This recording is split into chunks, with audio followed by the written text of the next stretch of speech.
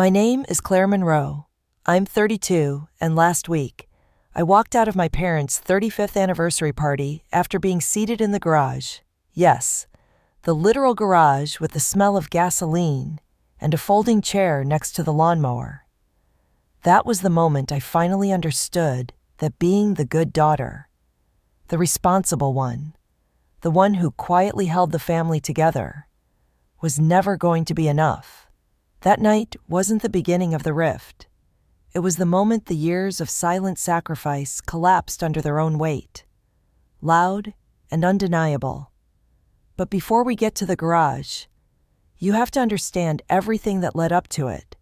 Because this didn't happen overnight. This happened drip by drip. Like a slow leak you don't notice until your entire foundation rots beneath you. Growing up in Charleston, our house always felt like a Southern stage production. My parents played the charming couple in public. My younger sister Emily was the golden child. And I was the stagehand. I did the lighting, fixed the props, made sure everything ran. But no one ever clapped for me. Emily was magnetic 4 years younger. Blonde, loud in all the ways that drew attention.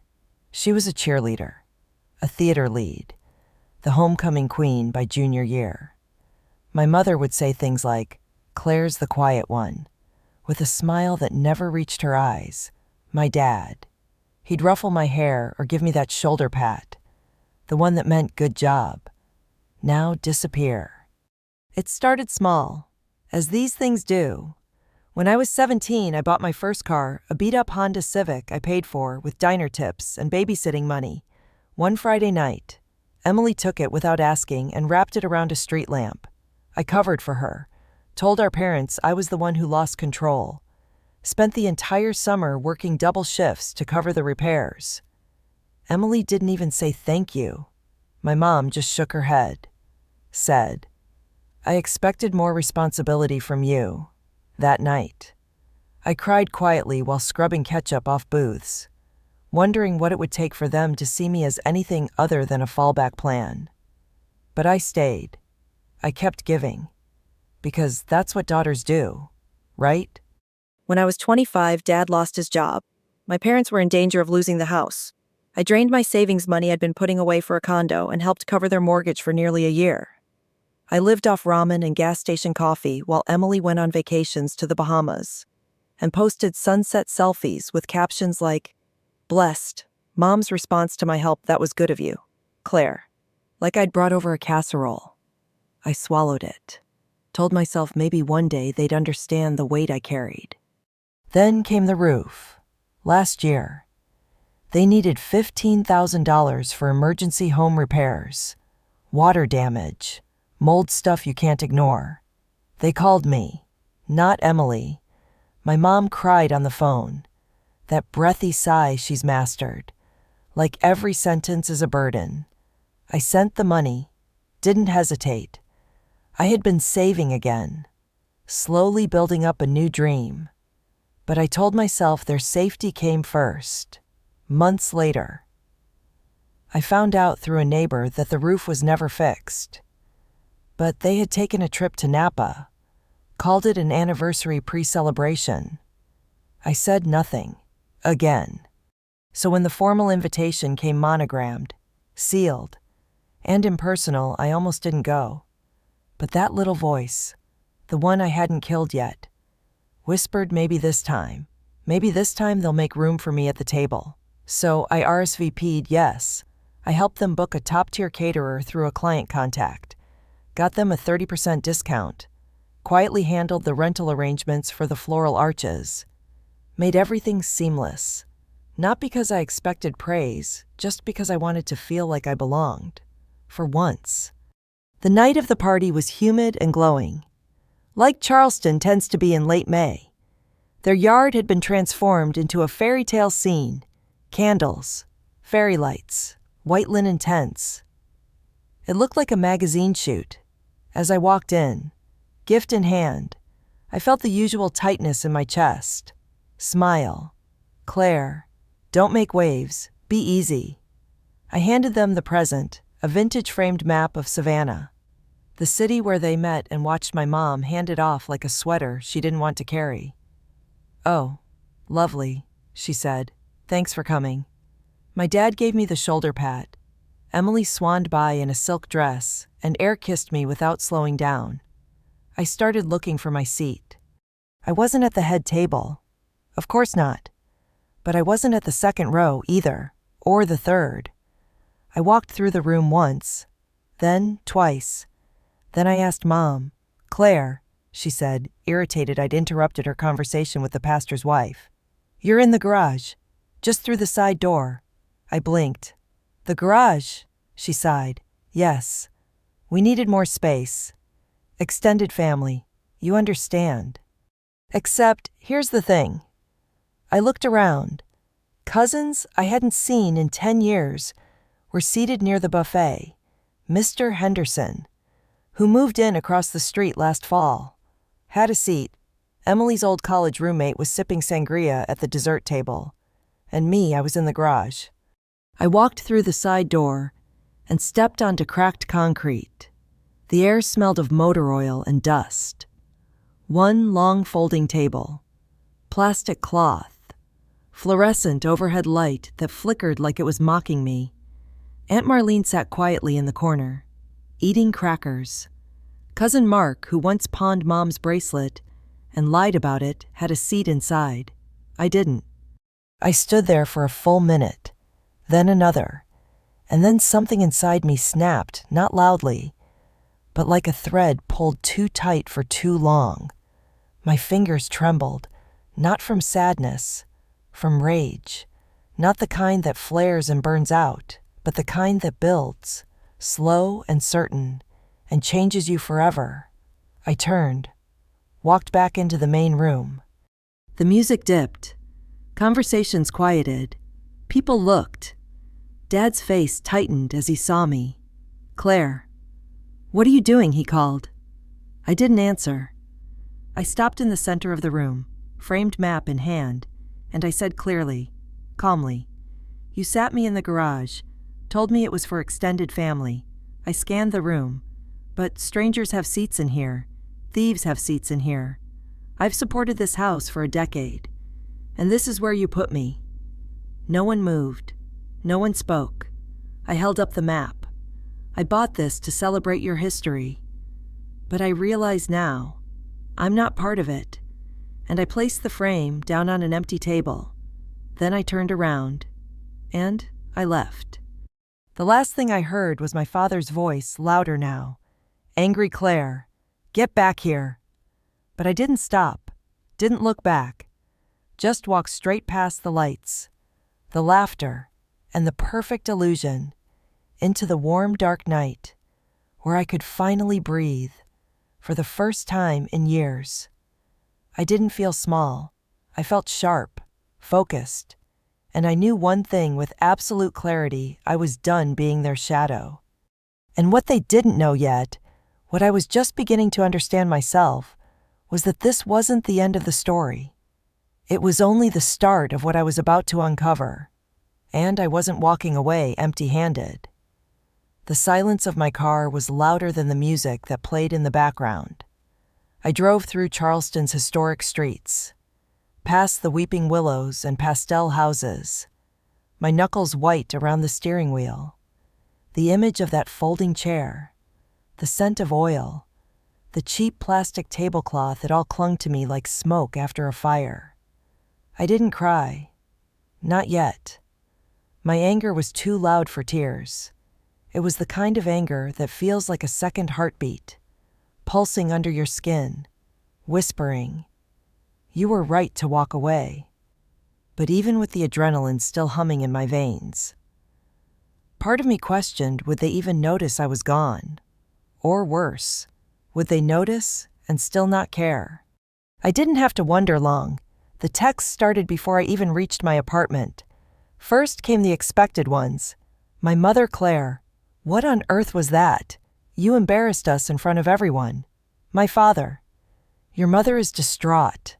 Apologize immediately." Then Emily. Of course, seriously making a scene on their anniversary. Grow up. The roles were as predictable as ever. Mom the victim, Dad the enforcer, Emily the judge and jury. But then came the others, cousins, aunts, even the wife of Dad's boss. Claire. Family means forgiveness. Claire. They've done so much for you. Done so much. The absurdity made me laugh out loud, sharp, bitter, echoing in my empty kitchen. They had done so much for me.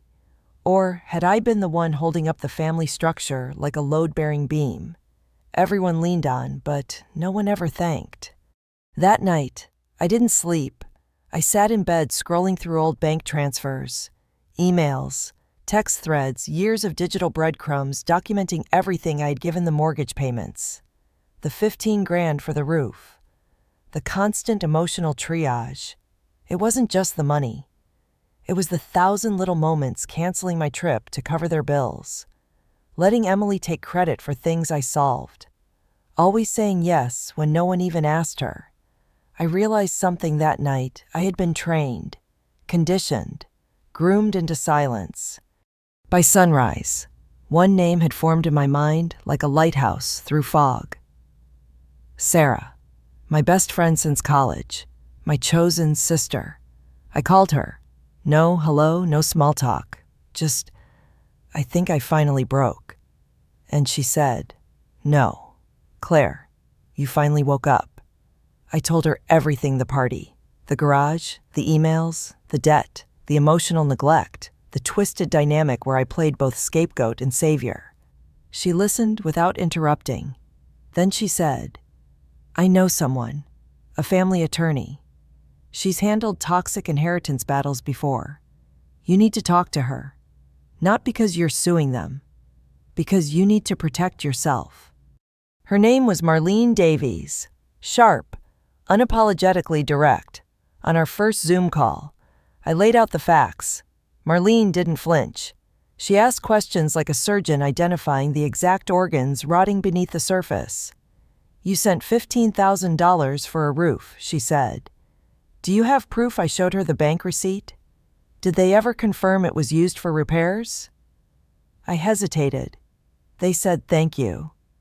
She raised an eyebrow. Not the same.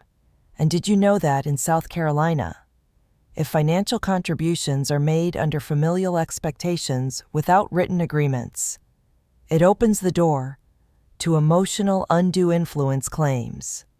I blinked. So I've been manipulated. She didn't sugarcoat it, repeatedly. And they weaponized your loyalty. I felt a strange mix of validation and grief. Validation, because someone had finally named it. Grief, because now I had to mourn the illusion of what I thought family meant. Marlene gave me homework: gather every receipt, email, text, document that proved the pattern: financial, emotional, psychological. Don't just tell the story, she said. Prove it. The next few weeks became a forensic excavation. I printed emails between me and my parents where they asked for money, where I offered help, where they promised to pay me back soon or when we can. I dug out text threads with Emily, ones where she laughed about Mom getting all dramatic again while I comforted her. I found a PayPal transaction from 2 years ago where I covered Dad's car insurance for 6 months. He'd lost his job again. And they hadn't even told Emily. I was the emergency contact for their health insurance, the one who showed up at the hospital when Dad had chest pains, the one who drove Mom to every doctor appointment after her surgery. And in every instance, they made me feel like it was my duty, not an act of love, but an obligation carved into my identity like initials in wet concrete.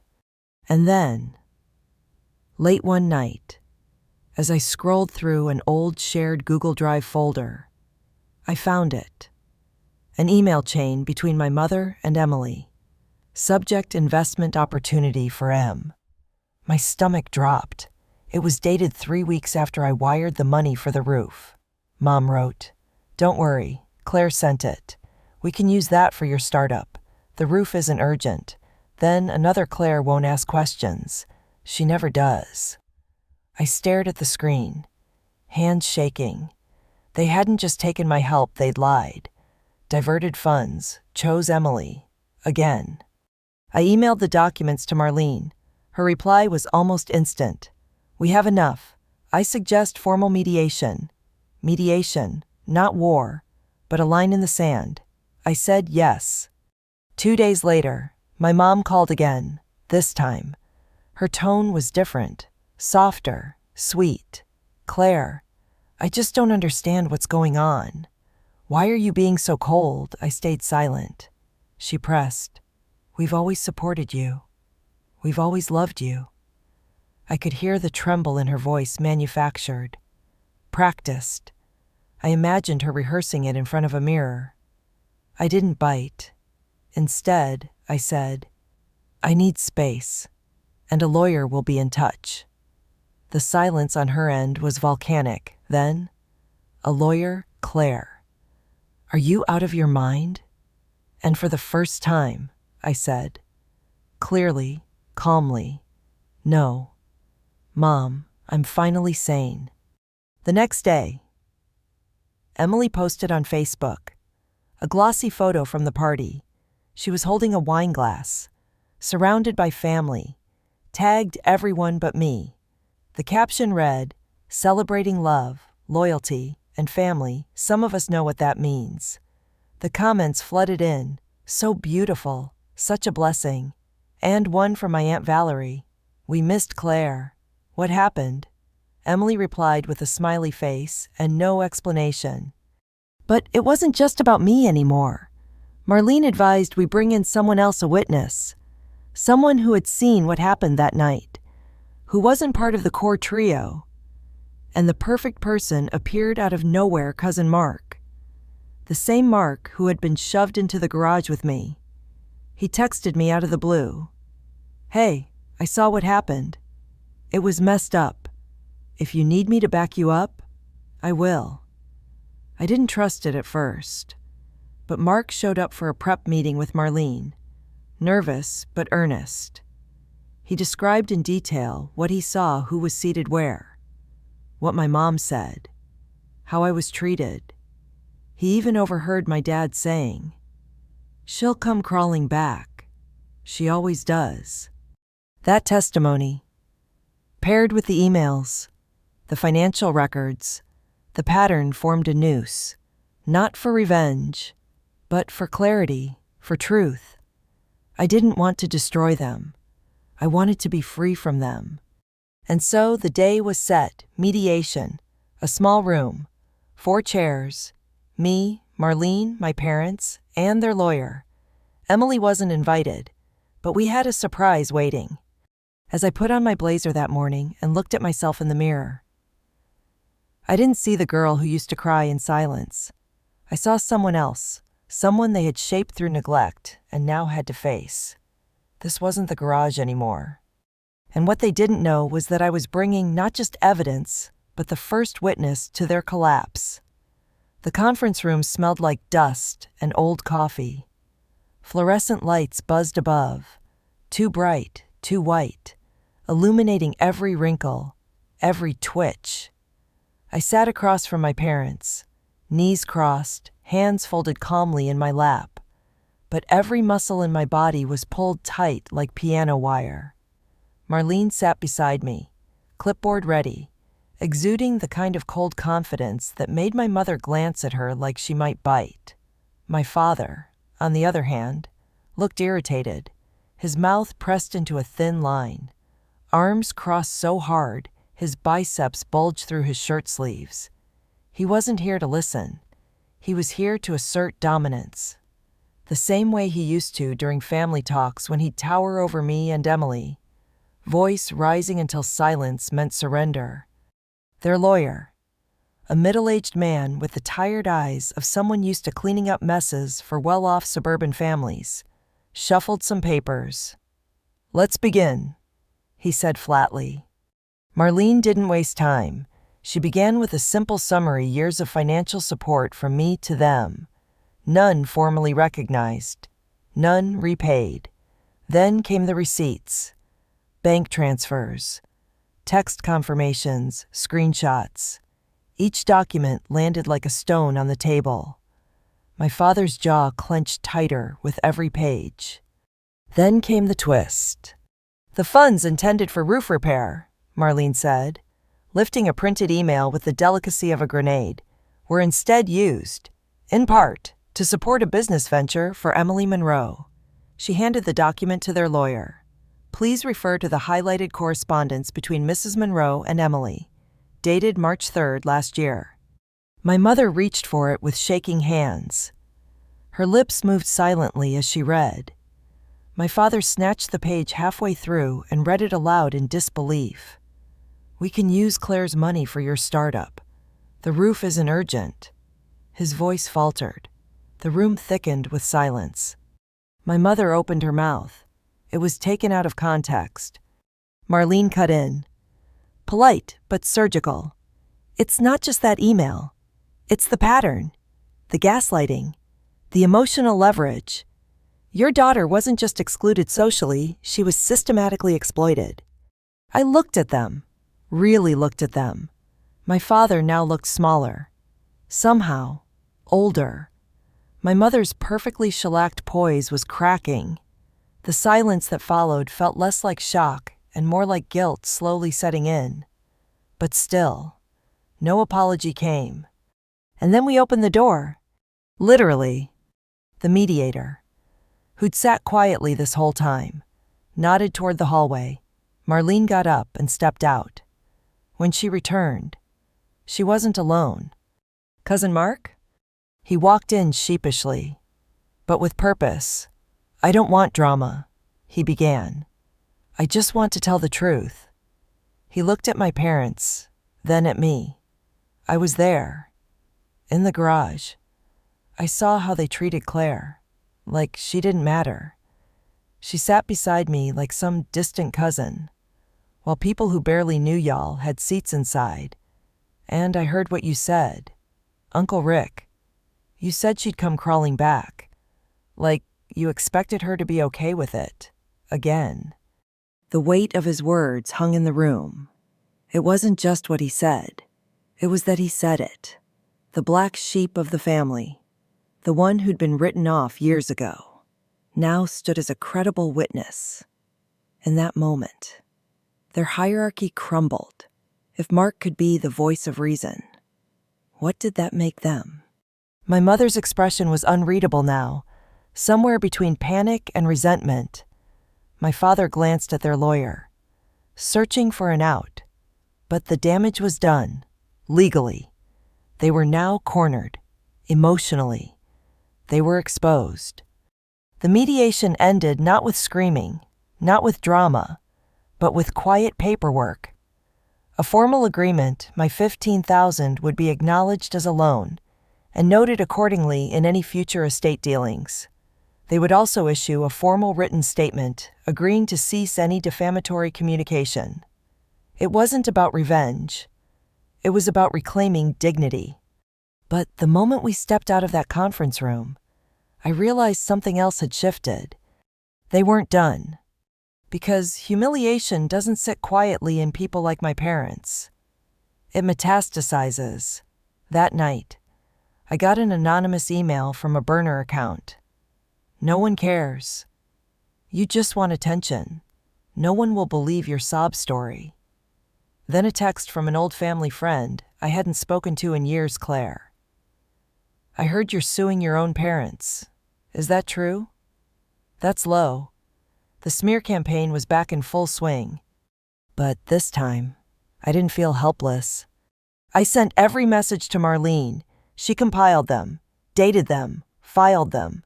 I started documenting everything, every call, every subtle online jab. I wasn't playing defense anymore. Then came the opportunity. A podcast. Not just any podcast, Family Shadows. A national show about family dysfunction and emotional manipulation. Sarah, my best friend, had a contact there. She pitched my story. They wanted me.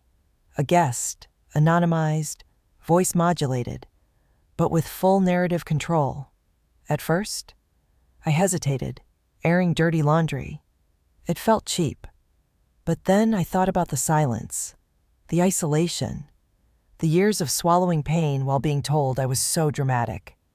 I said yes. The episode aired on a Monday. 45 minutes of me telling my story, my voice steady, my truths unfiltered. The feedback was immediate. Messages from strangers, people who'd been the Claire in their families. "Thank you," they wrote. "You made me feel seen." Emily posted a furious Instagram story. Some people will sell their soul for clout. But the comments, they didn't rally to her side. Some even turned against her. My parents' radio silence. Not even a cease and desist. Just nothing. But I knew them too well. They were regrouping, preparing their next move. What they didn't know was I was already 2 steps ahead. Because while they were trying to protect their image, I had started protecting my future. Legally, emotionally, financially. I opened a new bank account, set up a firewall between myself and them, blocked their access to everything. I wasn't their safety net anymore. And I wasn't done yet. Because revenge isn't always loud. Sometimes it's strategic, surgical, a slow dismantling of power built on silence. And I was just getting started. It started with the accountant, more precisely. The one my parents used, the same man who had filed their taxes for over a decade. I wasn't planning on digging there. But a casual conversation with Sarah over coffee turned into a goldmine of suspicion. "Wait," she said, frowning over her latte. "You mean you wired $15,000 for structural repairs and they never even pulled permits?" That one question triggered a domino of curiosity. Because in the U.S., any significant structural work requires municipal permits. And yet, there had been no visible signs of roofers, contractors, or even scaffolding at my parents' place, not in the 6 months after I'd wired the money. Not ever. I filed a FOIA request to the city's planning department. 2 weeks later, I received confirmation no building permits had been filed for that property in over 3 years. None. I stared at the PDF on my screen. Bile rising. That meant the repairs were either fake, minimal, or more likely never intended at all. They had used my money for something else. I already suspected this, of course, but now I had cold, bureaucratic proof. And the minute I had it, the vision became clear. This wasn't just about justice anymore. This was about legacy. I was going to rewrite the narrative of who I was in this family, and they were going to feel it. I started with the financial angle.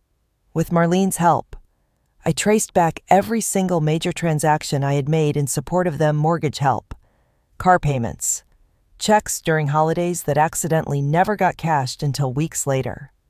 Always accompanied by an excuse.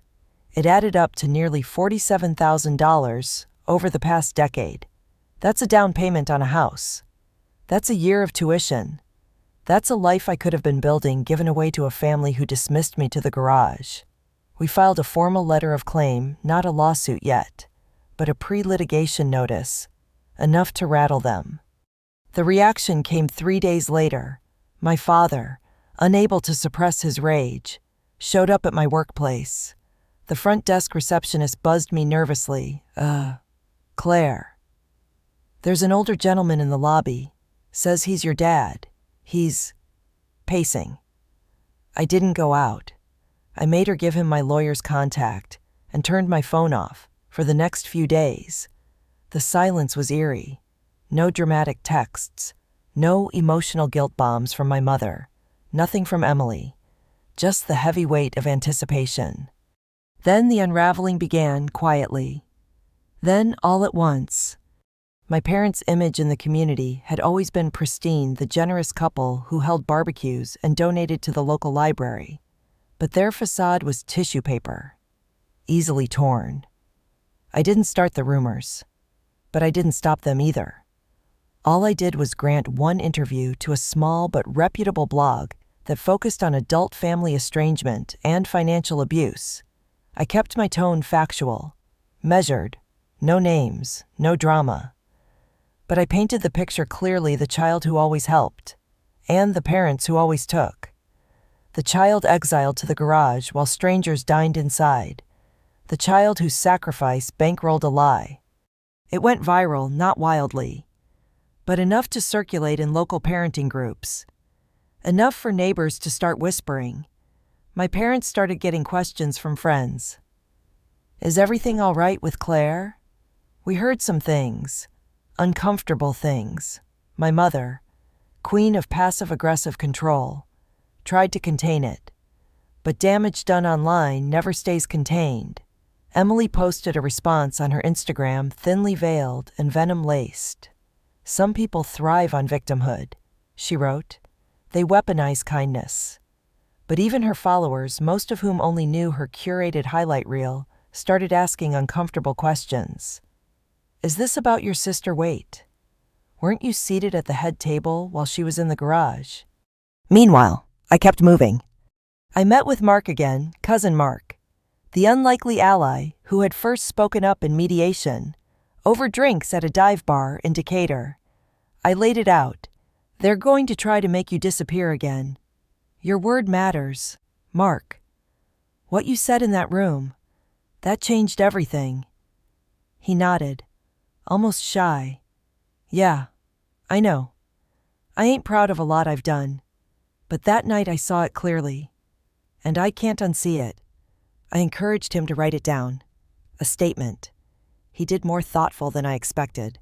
A full-page document detailing not only the party, but the years of hypocrisy, favoritism, and casual cruelty he'd observed growing up. We uploaded it anonymously alongside dozens of others, because what I did next wasn't just about my family. I launched a platform. It started as a Medium blog, then expanded into a newsletter called Family Mirrors, anonymous submissions from people like me, emotionally overlooked, financially exploited, gaslit into believing love was transactional.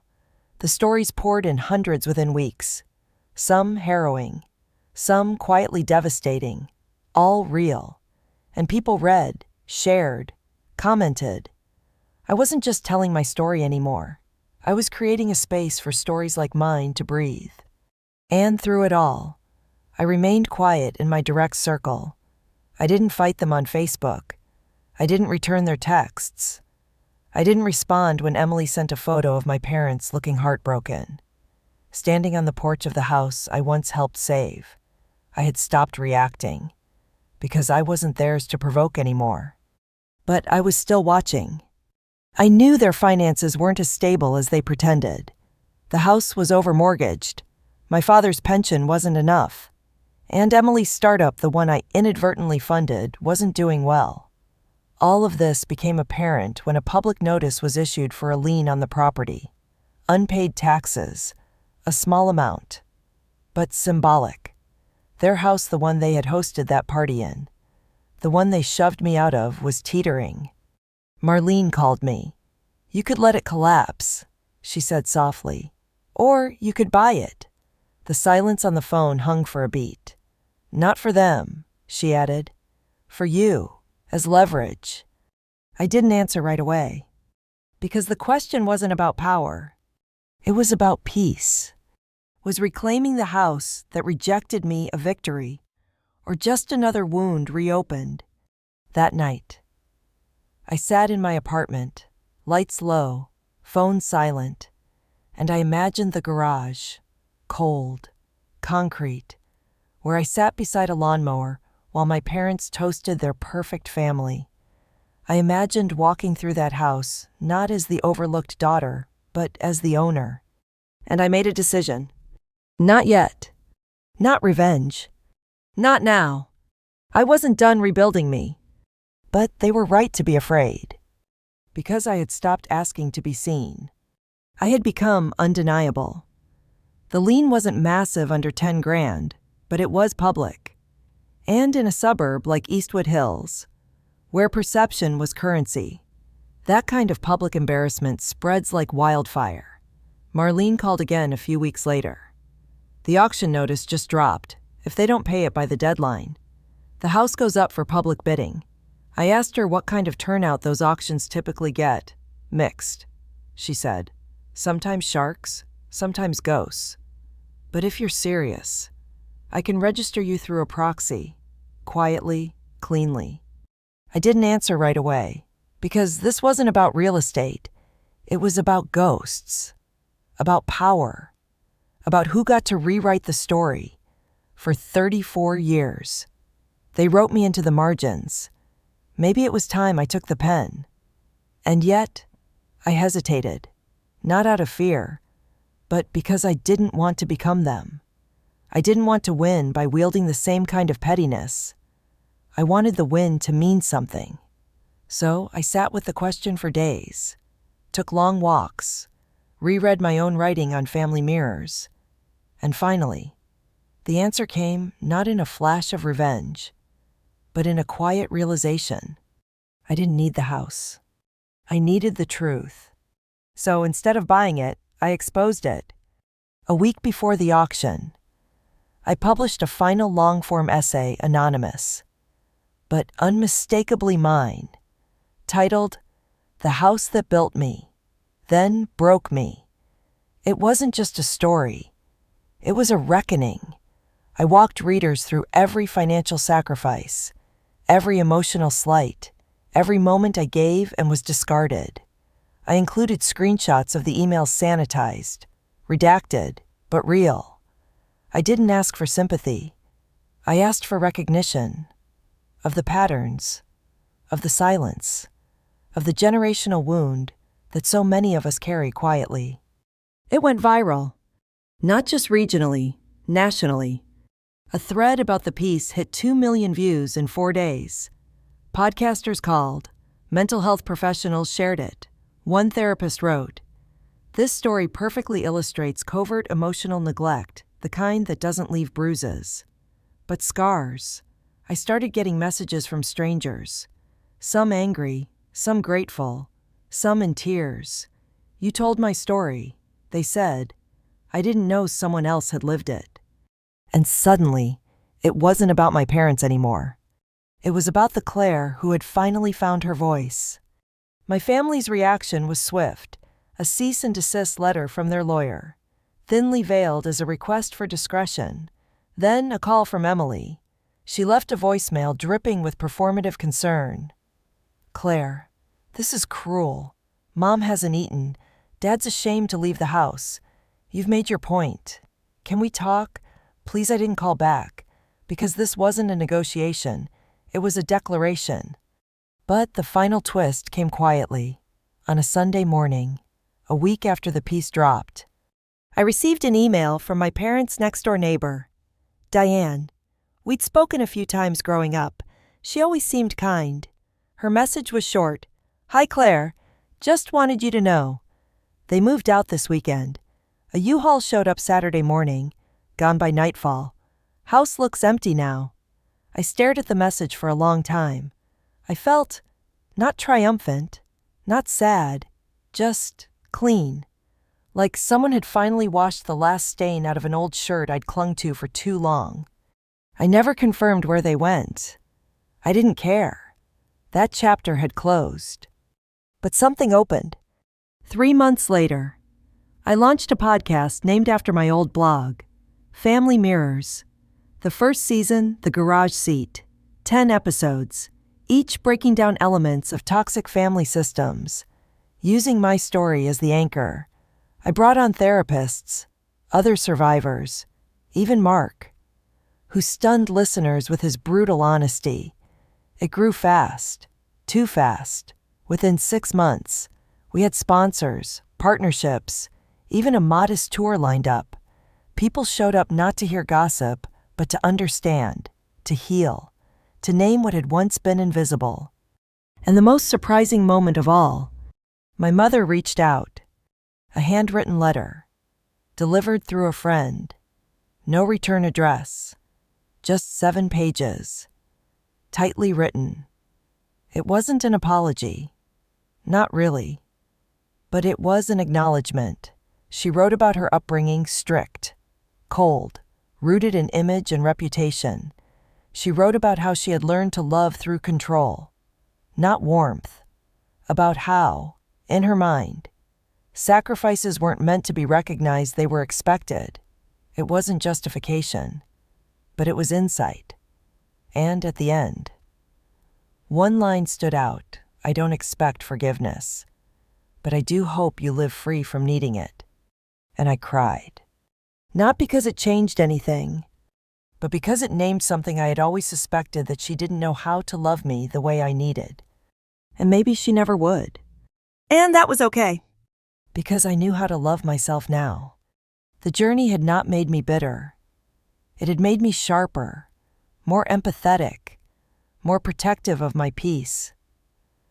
I built my own rituals: Sunday dinners with chosen family, open mic nights with strangers who became companions, small road trips to places I'd always been too busy to explore. I started therapy not for crisis, but for maintenance.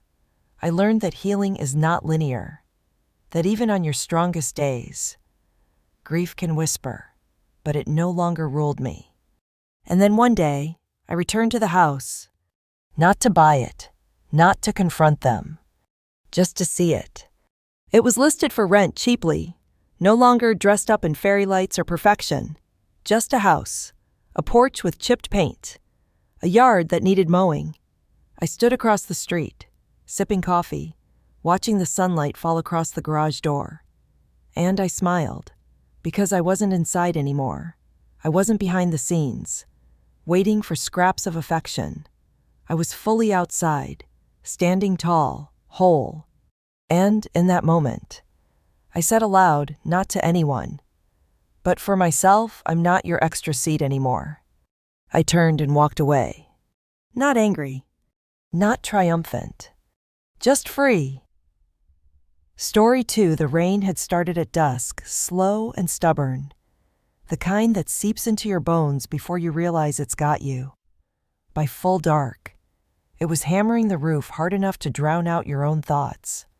I wasn't out riding in it. Thank God.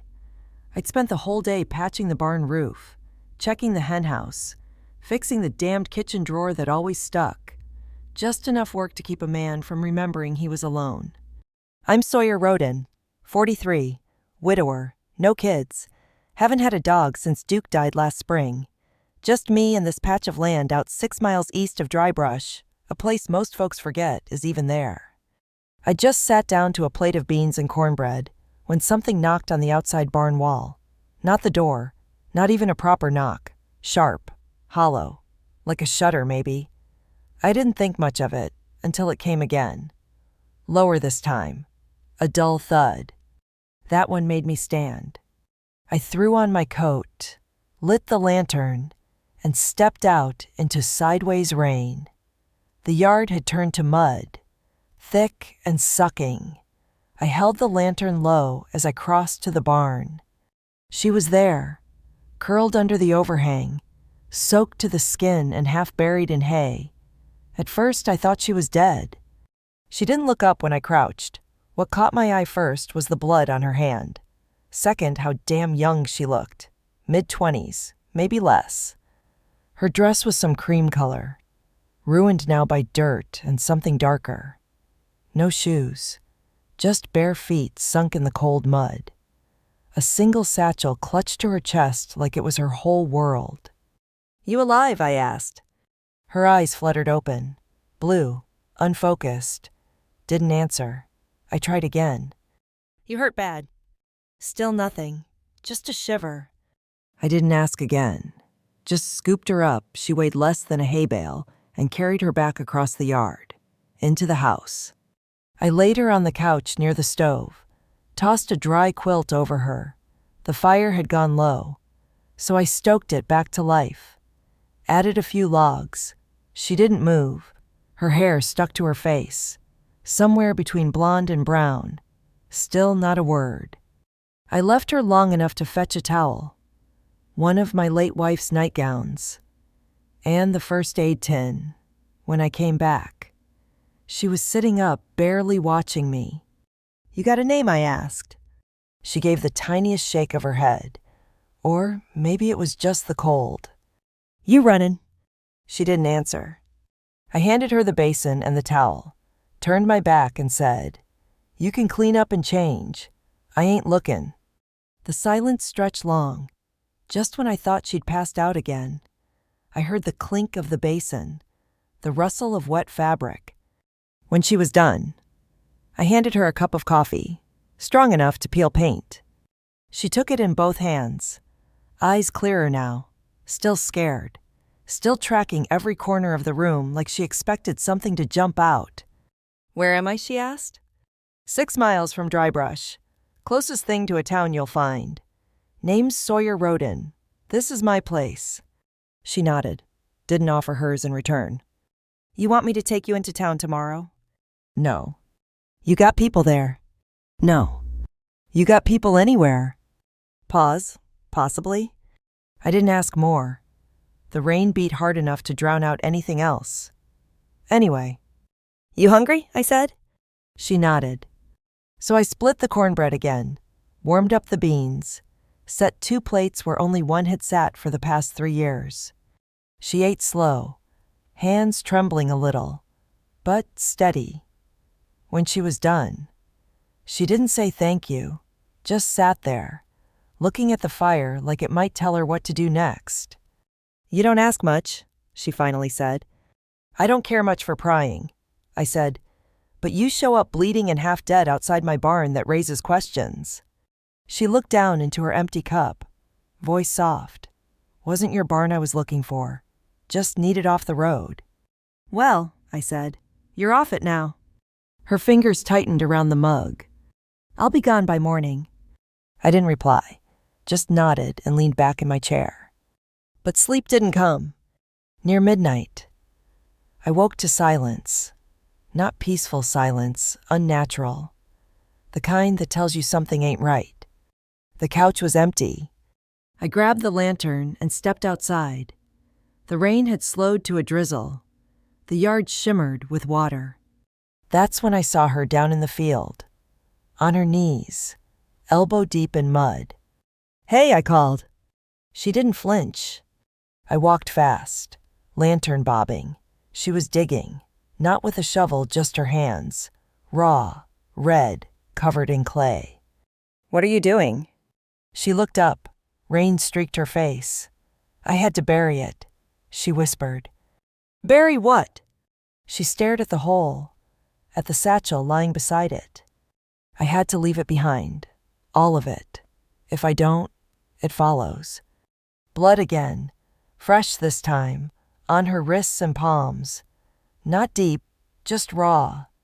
"You burying a body?" I asked. She almost laughed, almost. "No, just what's left of me." I didn't understand, not fully, but I saw it in her eyes. This wasn't madness. It was ritual, survival. "You done now?" I asked. She nodded. I helped her up. She limped, but didn't resist. Back inside, I cleaned her hands with warm water, wrapped them gently. "You want to stay the night?" I said. "Loft's dry. Blankets up there." She looked at me, searching. "Why?" "'Cause no one should be out in this weather. And you look like you've run through worse than rain." She didn't answer, just climbed the ladder, slow and stiff. I sat by the stove a while, listening, thinking. That girl wasn't just running from a man or a town. She was running from something heavier, something that lived in her bones. And when I finally blew out the lamp, I told myself I was just helping for the night. But I already knew better. The rain eased off by morning, but the clouds didn't leave. They hung low over the hills, like someone draped a wet sheet across the whole sky. I stepped out with coffee in hand, boots squelching in mud. Everything smelled like smoke, damp earth, and memory. She was already up, kneeling by the porch, cleaning the mud off her satchel with the edge of her sleeve.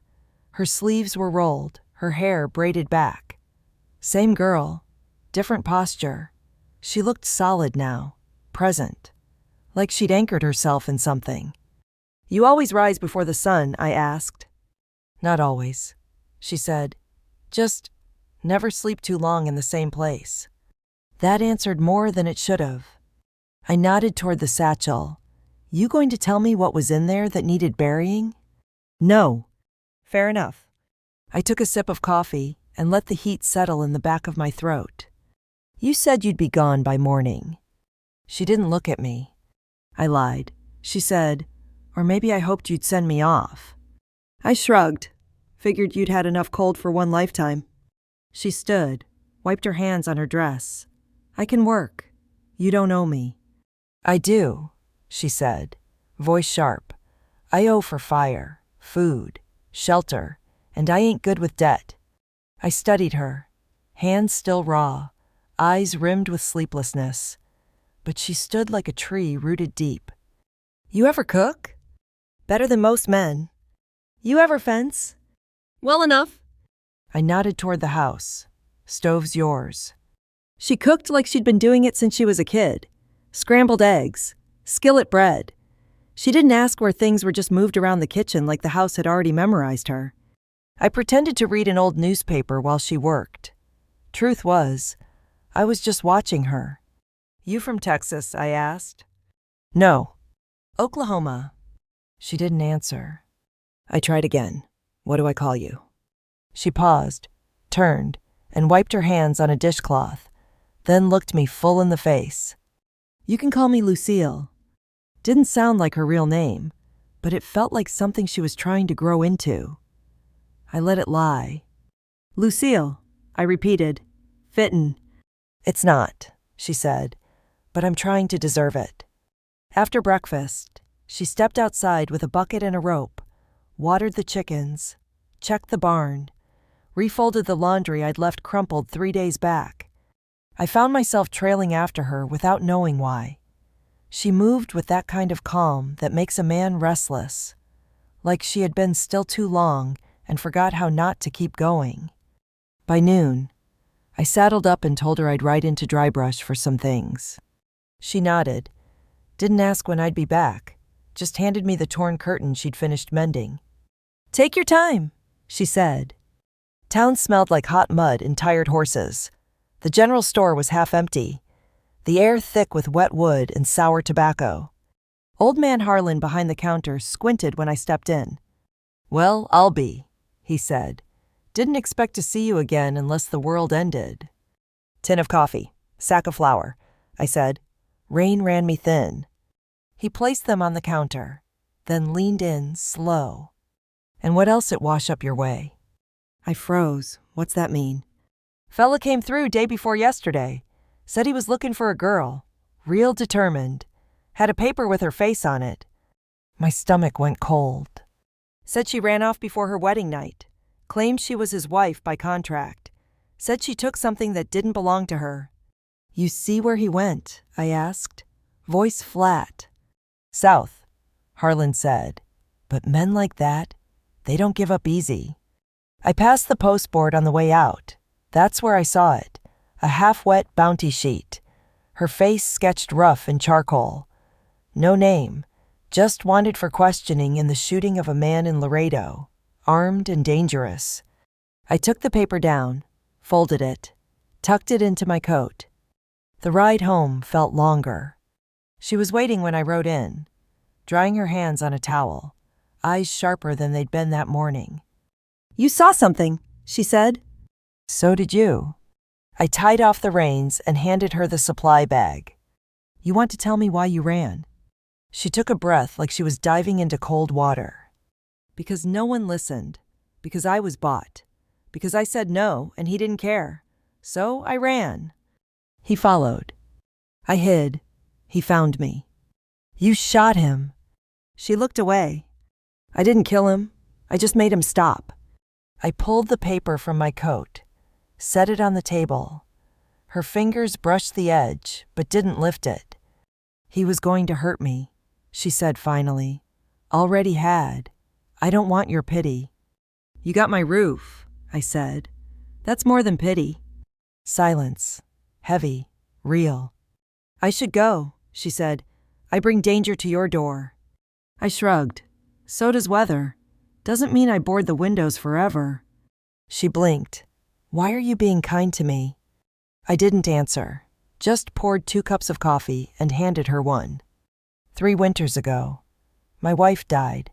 I sat in that chair for a week, listening to the roof leak. Thought if I didn't get up, the house would eat me. I know what it is to lose everything and still have to wake up. She didn't say anything at first, just stared at the cup. I'm not who I was, she whispered. I'm not who I want to be yet either. I nodded. None of us are. That evening, she cooked stew, rabbit and wild carrots from the back patch. I hadn't touched the smokehouse in a year. She found it, cleaned it, and made it useful again. Outside, the clouds broke. Stars started poking through like the night forgot how to be heavy. I stepped out onto the porch. She was already there, arms folded, eyes on the horizon. You think they'll find you? I asked. Don't know. You planning to run again? She looked at me, then past me, toward the field, the barn, the woods beyond. I'm tired of running. I handed her the cup again. Our fingers touched just for a second. Neither of us pulled away. Behind us, the house glowed soft with firelight. In front of us, the night stretched wide and quiet. Something had shifted. I didn't know what yet, but it felt like the beginning of a storm, but one we'd both chosen to stand in this time. It started with the dog barking. Only. There was no dog anymore. Just a habit of listening for one. I was splitting kindling behind the barn when I heard it 3 hard barks echoing in my memory. Not my ears. Still, it was enough to make me pause. The wind had changed, carried something sharp and unsettled. I looked up toward the ridge. 3 riders, distant, dark shapes just barely cresting the far hill, moving slow, not passing through, not heading for town, just watching. I didn't say a word, just turned, went to the barn. Lucille was inside, folding laundry fresh off the line. She saw my face and didn't ask. How many, she said. 3, South Ridge. Her lips thinned into a straight line. She didn't say anything else, just dropped the laundry basket and followed me back toward the house. Inside, I reached for the rifle over the mantel. The Colt I hadn't touched in 2 years still had oil in the chamber. Lucille stood by the window, unmoving. They found me, she said. They find you, I said. They find me too. She turned. You don't have to do this. I know. She looked back through the curtain. They won't ask twice. I won't either. We locked the doors, shuttered the windows, stacked a table and a chest of drawers against the front frame, moved the shotgun shells to the kitchen counter where we could reach them without fumbling. That night, no knock came. But in the morning, we found boot prints near the well, deep, fresh. One of them had walked close enough to look through the window, then turned back. Lucille studied the prints like she was reading something only she could understand. You recognize the boots? I asked. She nodded slowly. One of them, Jeb, brother of the man I shot. Big brother. Bigger, meaner. I didn't press. Instead, I asked, you ever fire a rifle? Her jaw flexed. I shot his brother. Fair enough. That evening, I brought out a box I hadn't touched since the war. Old revolver. Light enough for her to hold. Clean, reliable. If they come back, I said. You don't hesitate. She didn't argue. Just checked the weight, clicked it open, and loaded it with steady fingers. You don't have to protect me, she said after a while. I'm not, I replied. I'm standing next to you. That's different. The next day passed like a taut string. We worked the field side by side, speaking little. Sweat and silence do a strange thing together. They stitch people tighter than talking ever could. Around sundown, she told me a story. When I was 10, she said, my father gave me a silver locket, said it was all I had left of my mother. I wore it every day until Jeb ripped it off and melted it down for bullets. She looked straight ahead as she spoke. Not at me. I've been owned, traded, lied to.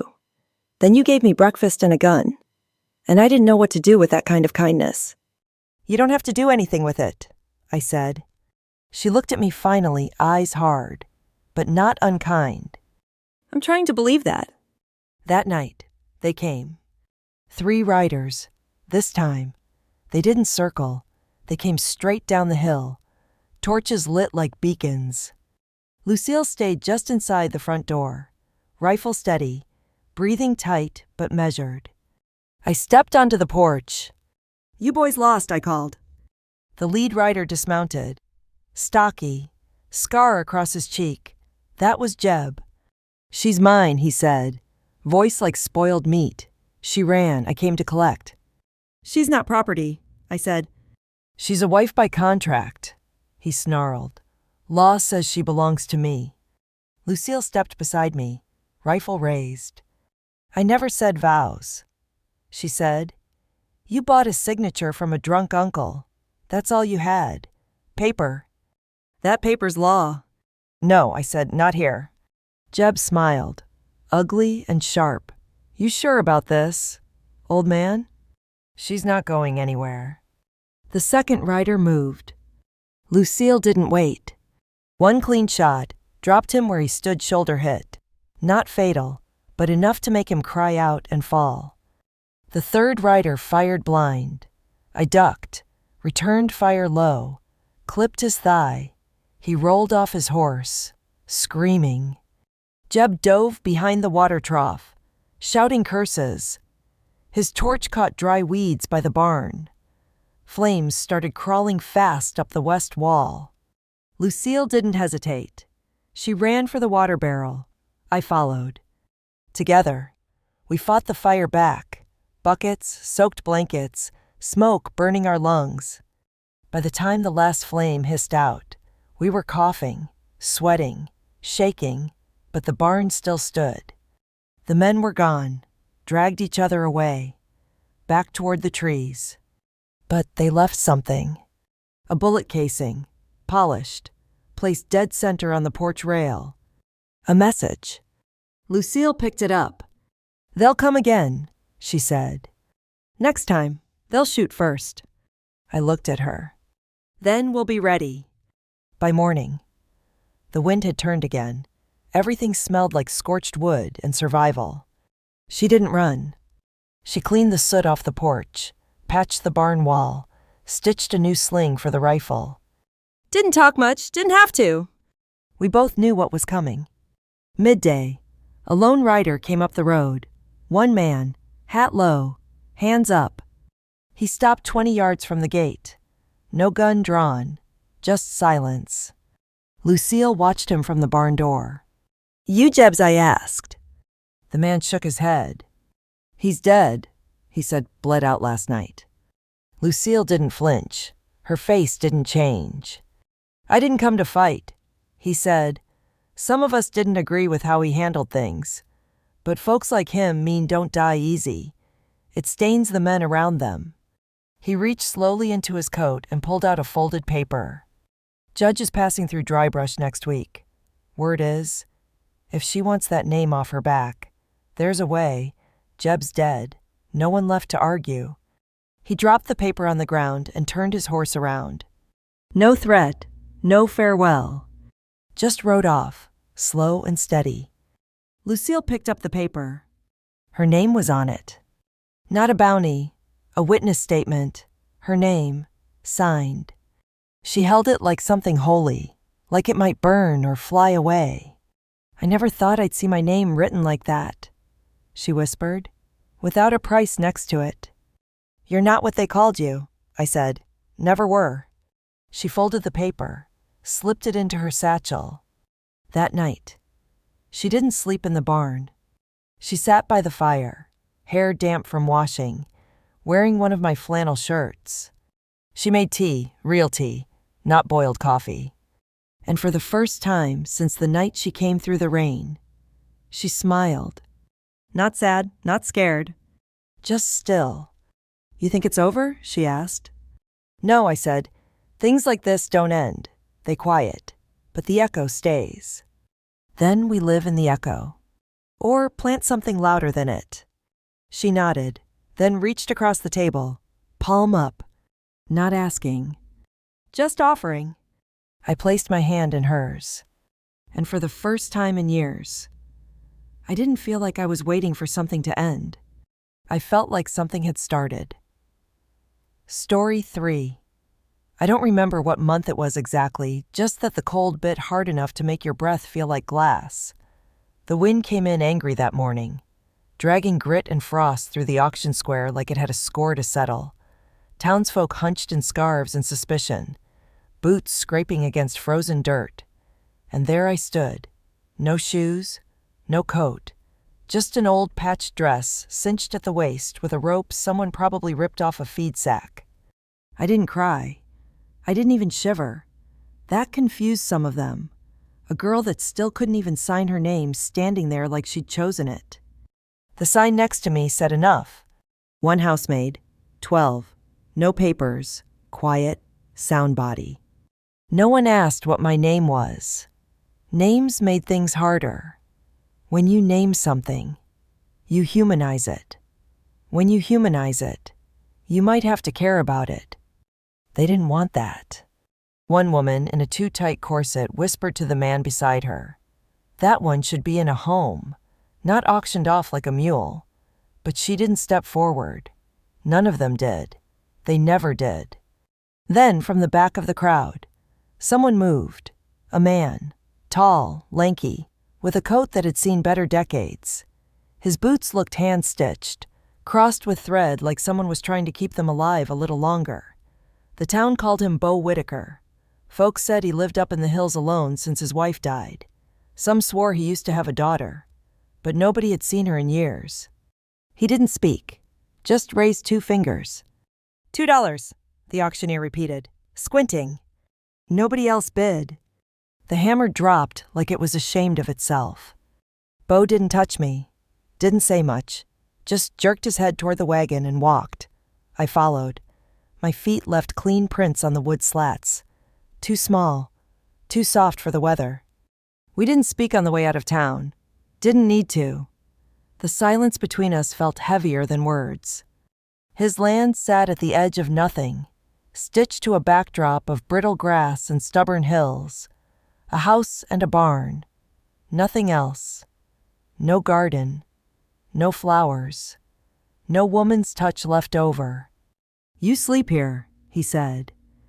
Opening the barn door, there was hay in the corner, a blanket thin but folded.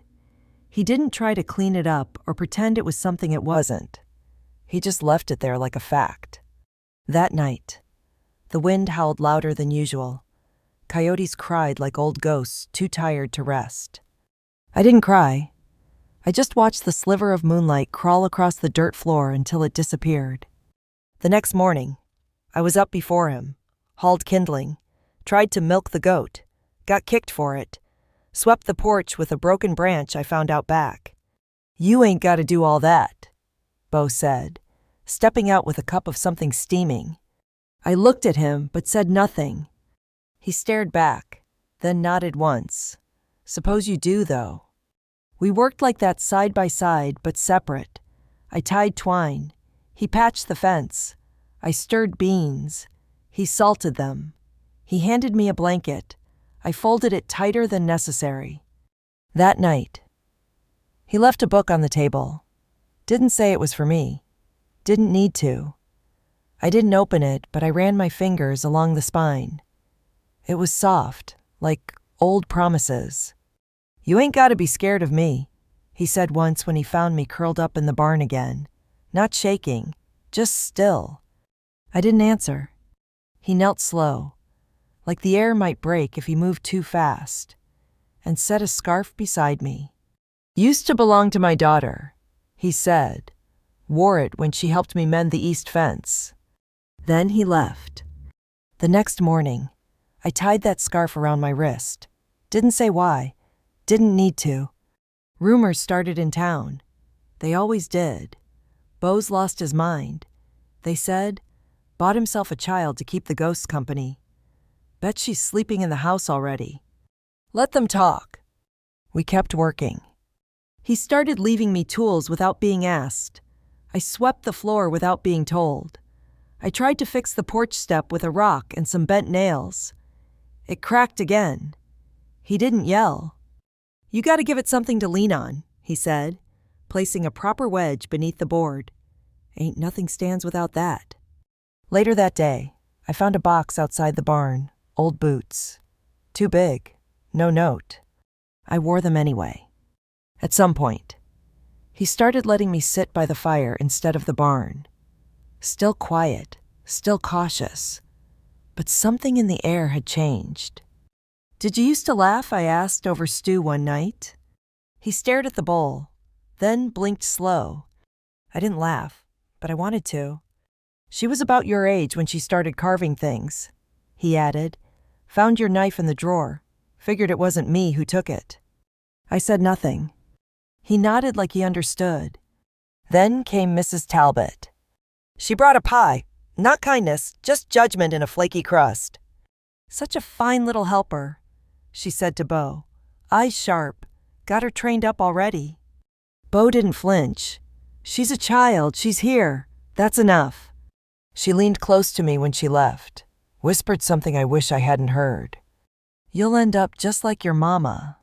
I cracked a cup that night when I tried to dry it with shaking hands.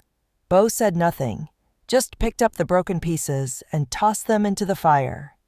The next day, he brought me a new one, hand-painted, clay, no receipt, just quiet meaning. In town, they kept whispering, swearing she wore Bo's dead wife's shawl, claiming he was singing again like that was worse than silence. But they didn't see the things that mattered. The way I folded his shirts without being asked. The carved spoon I left on the sill. The humming I did when no one was listening. One day he asked, thinking of painting the barn. I shrugged, thinking of planting sunflowers next to it, so it don't look so sad. He nodded.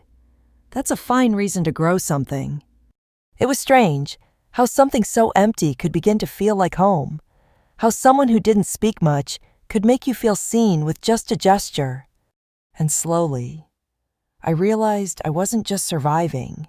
I was beginning to live. But peace doesn't last forever.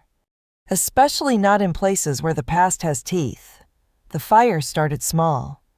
I saw it first, just a faint curl of smoke on the horizon, rising from the edge of the dry pasture where the cottonwoods thinned out. It was late afternoon, sun low, the wind curling in from the west. Bo was fixing a bridle near the barn. I didn't yell, just dropped the feed bucket and ran. He must have seen me moving, shovel in hand, skirts flaring like wings behind me, because by the time I hit the first fence post, he was already behind me, burlap sack soaked in the trough. We didn't talk, no panic, just motion. That kind of quiet desperation only people with nothing left to lose ever really understand. We fought the fire like we were born to it, side by side, hands blistered, boots catching on dry grass, breath torn from our lungs.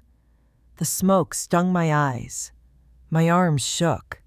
And once, I tripped trying to beat back a patch of sagebrush that flared up like a warning. But I didn't stop. Not when the edge of the chicken coop caught. Not when the wind shifted. Not when my throat burned. When it was finally done. Nothing but blackened ground and our own shaking shadows left behind. We stood in silence. I looked at Bo. He looked at me. "You could have taken the goats and run," he said. Voice rough.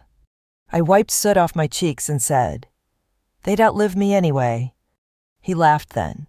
Quick, surprised, like the sound had slipped past the grief still clinging to his ribs.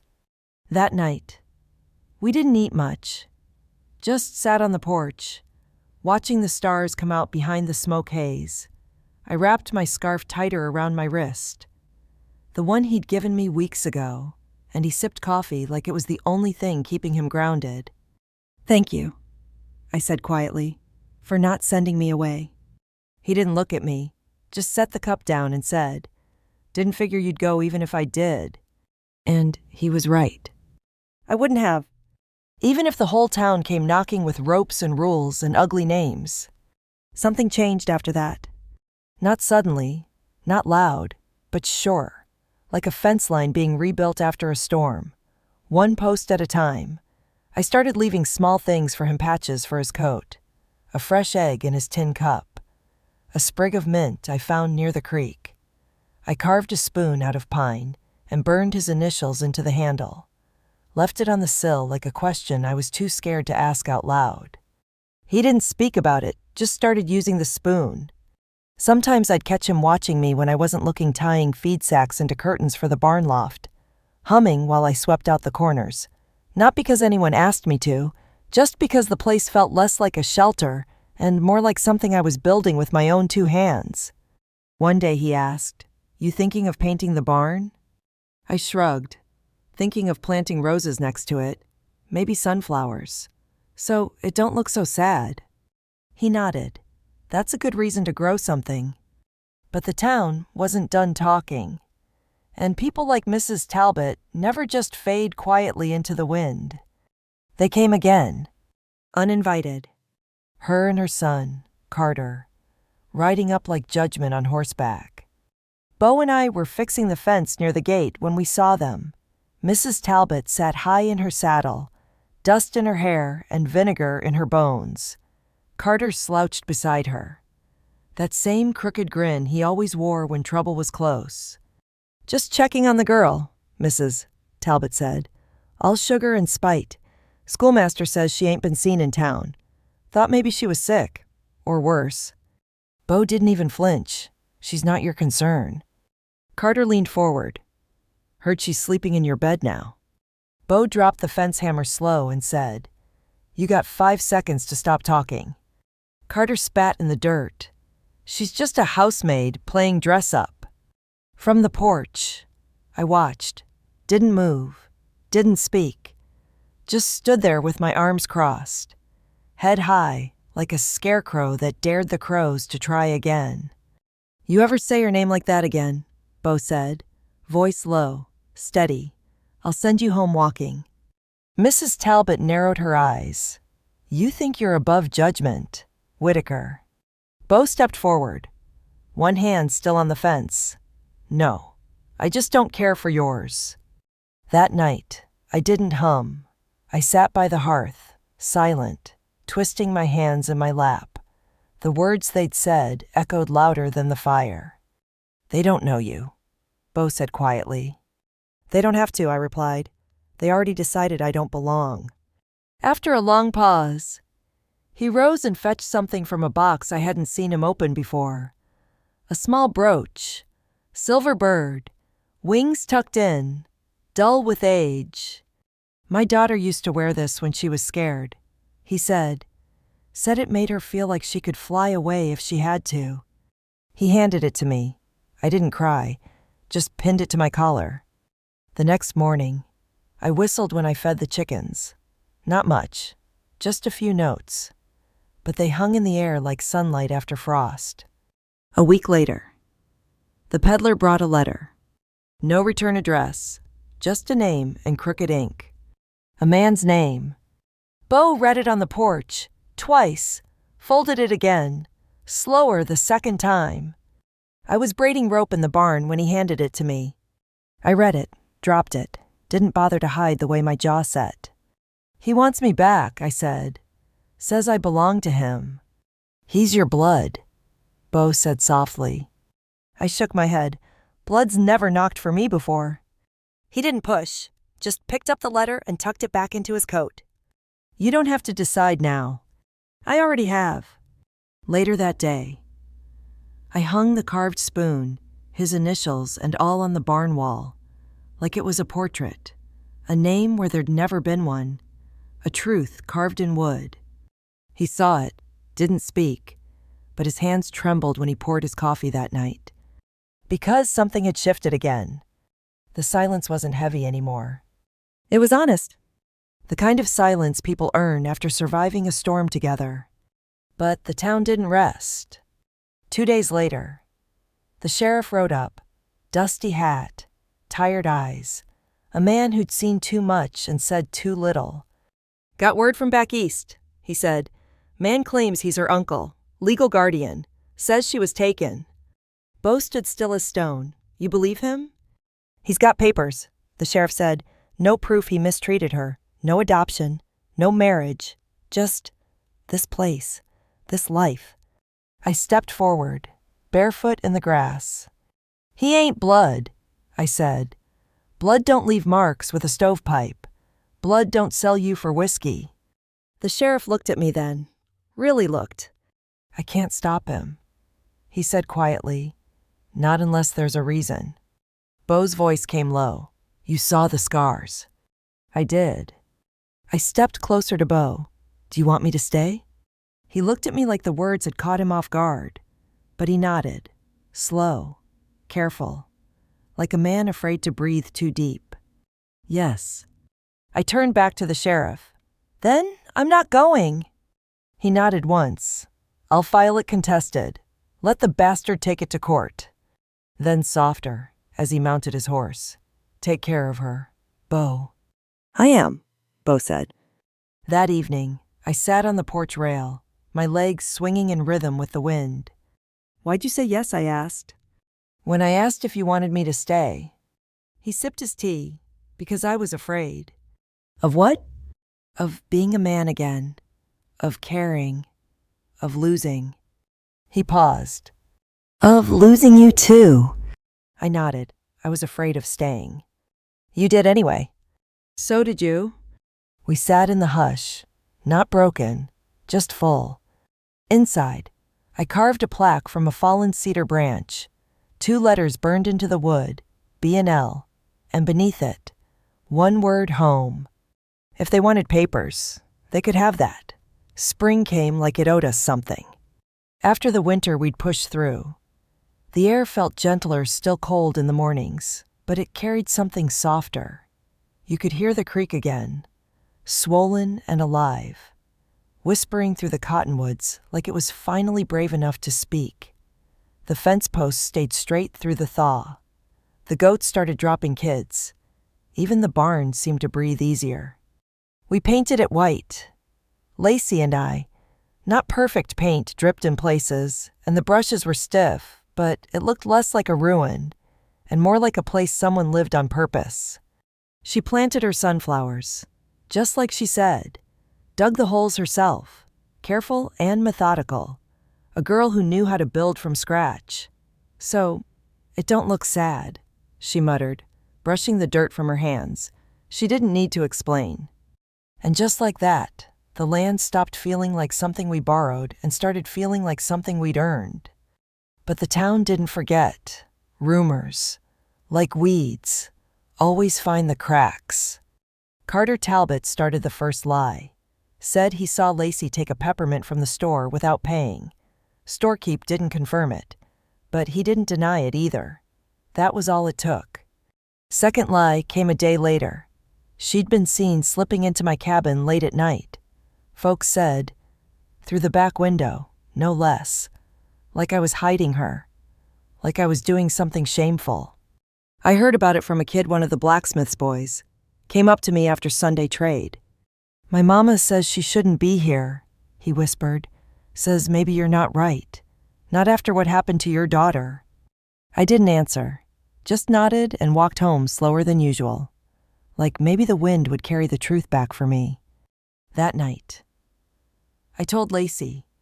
She was patching my coat by the fire, head bent low, needle flashing in and out. "They're talking again," I said. She didn't look up. "Let them." "You afraid?" "No."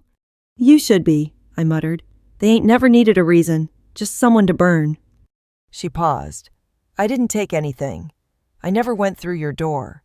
Never even tried." I met her eyes. "I know." Then came the knock. Sheriff Darnell, same tired hat, same heavy eyes. "We got complaints," he said. "Not arrests, not charges. But folks are pushing. They're saying she don't belong here. Saying things." He didn't look proud of it. Didn't look angry either. Just resigned. like a man carrying a message he didn't believe in. "What do you want from me?" I asked. "Send her away," he said quietly, "or things are going to get uglier. You know how this place works." He left us with that. Lacey didn't cry, just sat on the porch that night, chin on her knees, hair loose around her face. "You should have let them take me," she whispered. I lowered myself beside her, my bones cracking like kindling. "You think this is about letting?" I asked. "You think I'm keeping you like a stray mutt?" She didn't speak. "They hate you," she finally said. "They fear you. Why?" "Because you didn't fold," I said, "and because I didn't make you." That Sunday, Lacey walked into town. Alone. She wore the brooch I gave her, the one shaped like a bird, pinned high on her collar. Her boots were still 2 sizes too big, but they were laced tight. She walked into the church before the sermon and stood dead center in the aisle, while every head turned. "I didn't steal," she said. "I didn't lie. I didn't ask to be bought. And I didn't ask to be saved." Murmurs rolled through the pews like thunder, waiting for lightning. "You don't belong here," Mrs. Talbot hissed from the 3rd row. "I know," Lacey said. "That's never stopped me." Then she walked out. Didn't run, didn't flinch, just walked out like the place didn't own her name anymore. She handed me a letter that night, folded careful, no stamp. "What's this?" I asked. "If they come again," she said. "That's everything." It was her story. Start to finish. Her mother's name, the uncle who sold her, the auction, the scars. She wrote it like she was stacking bones, one atop the other, until the weight of it couldn't be denied. She didn't hand it to me like a weapon, more like a shield. "You don't have to use it," she said, "just in case." But no one came.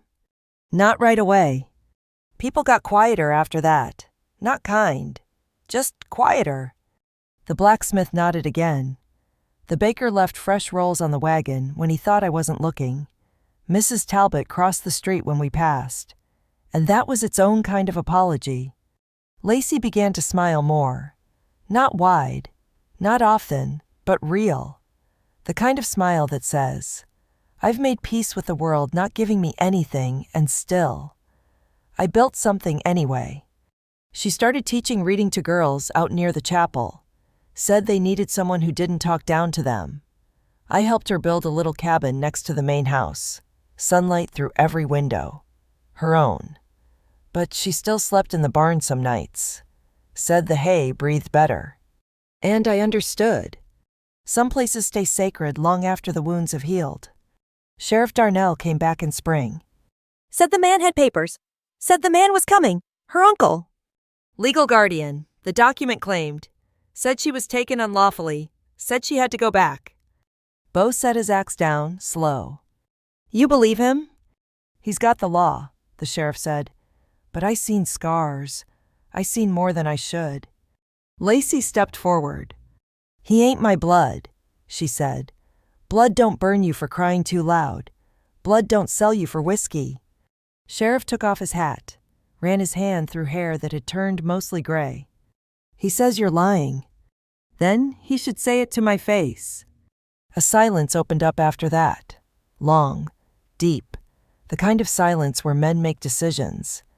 "I can't stop him," the sheriff said. "Not unless she's got someone." "She does," I said. "Got no adoption papers." "I've got this place, this land. That's what she's built her life on." He turned to Lacey. "You want to stay?" Her voice didn't shake. "I'd rather die here than live under him again." He sighed, long and tired, then reached for the letter in his saddlebag, the one she'd written. "I'll file it contested," he said. "Let the bastard fight it in court." Then he tipped his hat to me. "Take care of her." "I am," I said. That night, Lacey and I sat on the porch, wind in the grass, goats calling like they had something to say. "You ever think it'd turn out like this?" she asked. "No." "You scared?" "Yes." Me too, she said, but not enough to leave. She leaned her head against my arm. I let her. The West still whispers. It always will. But now, it tells a different story. Of a girl who was never just a girl. Of a man who was never just broken. Of something stitched together out of ashes and old wood and silence so thick it grew roots. Some nights, we sit by the fire and don't say a word. Just breathe. Just let the quiet hold us. Some people spend their whole lives looking for a place to belong. We made ours. No papers, no permission. Just two names carved into wood. And the word that mattered most: home.